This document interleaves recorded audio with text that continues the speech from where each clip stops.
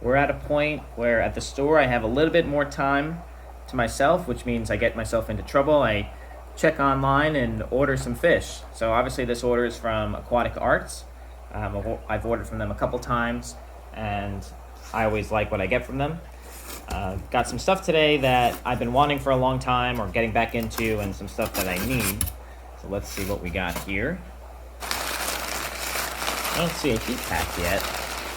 It's April and it's a little chilly, but I guess they felt they didn't need it. This was shipped overnight, so they've been in the bags for less than 24 hours. These are the blue-eyed Longfin Bristlenose. Got two smaller guys and one really nice sized one. I got 4 of them, so I hope there's probably another one in there. But I have 4 right now, as you guys know, and they're all female. So I'm hoping that one of these grows up to be a male. And these seem like they have nice long finnage. I've got some in the past that didn't have nice finnage at all. So, and were being claimed to be longfin. Let's see. And the rest of the box should be some electric blue rams. So I'm really getting into rams. Again, you'll see that I'm trying to get all the strains. I didn't work with rams before just because they needed to be heated so much, and my fish room, I like not having any heaters. But I think I ordered 15 of these, so I went a little crazy. They had a sale, so I ordered 15 to kind of get my breeding stock. I'll grow them all up. They all look to be doing really well in the bags. But I'm gonna grow all these guys up, and then I'll be able to choose out of 15 which ones would be the best breeders and kind of work with those. So let's get them right in the tank. A lot of people ask me how I acclimate my fish, and I do it the same way here, and I do it the same way at the store. I plop and drop everything I get, unless there's a significant temperature change. So I'm gonna attempt to do this one-handed. I already cut this bag just so I could film this process. But normally I would just open the bag, dump the fish through a net because I don't want any of that water getting in my tank. And then I just add the fish in. And they're gonna look stressed out for the first hour or so. The next thing I'm gonna do is add the Aquarium Co-op Med Trio. And some people don't like to medicate their fish, but I do, especially for cases like this, where we have some that did better in shipping than others. So you can see that one right in the middle there. Really clamped fins, not colorful. And there's a couple like that in here that probably results from the shipping, and it's stressful for fish. And rams in particular like to be really warm.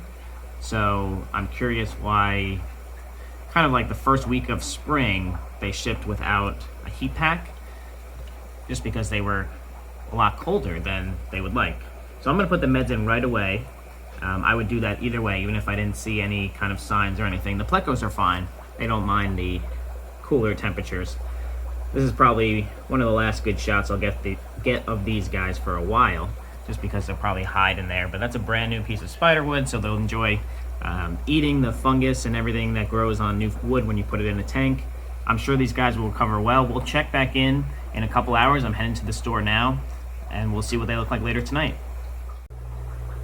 So it's actually the next day, just because these guys are super skittish right now, but this actually has a good shot of both the rams and the longfin blue-eyed lemons. These guys are a little bit young, and they're all hiding. Let me put some brine shrimp in and see if they'll eat some of that. Put some live baby brine in to have everybody come out here. These guys are at an age where they don't have the full color.